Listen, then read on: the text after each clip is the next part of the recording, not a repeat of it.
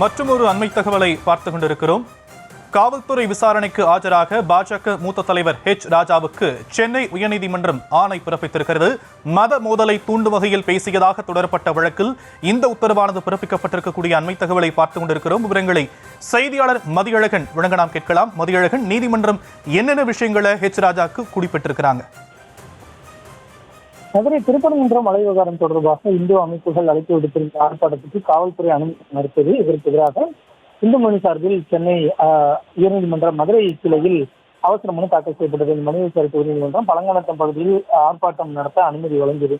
இதில் வெறுப்புணர்வை கலவரத்தை தூண்டுவதில் பேசக்கூடாது என்றும் முழக்கங்கள் எழுப்பக்கூடாது உள்ளிட்ட நிபந்தனைகளும் விதிக்கப்பட்டன. இந்த ஆர்ப்பாட்டத்தில் பாஜக மூத்த தலைவர் ராஜா கலந்து கொண்டு பேசினார். அவரது பேச்சு மத மோதலுக்கு தூண்டுதலாக இருந்ததாக நீதிமன்ற நிபந்தனைகளை மீறியது உள்ளிட்ட 3 பிரிவுகளின் கீழ் மதுரை சுப்பிரமணியபுரம் போலீசார் வழக்கு பதிவு செய்தனர்.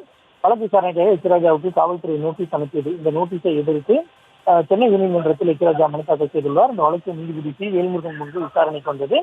வழக்கை விசாரித்த நீதிபதி நோட்டீஸை ரத்து செய்ய முடியாது என்று மனுவை தள்ளுபடி செய்து உத்தரவிட்டிருக்கிறார். மேலும் காவல்துறை விசாரணைக்கு ஆஜராகி ஒத்துழைப்பு அளிக்க வேண்டும் என்றும் நீதிபதி தெரிவித்துள்ளார்.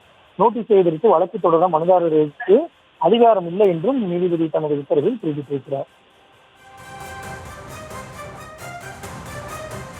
தற்போதைய விவரங்களுக்கு நன்றி மதியழகன்.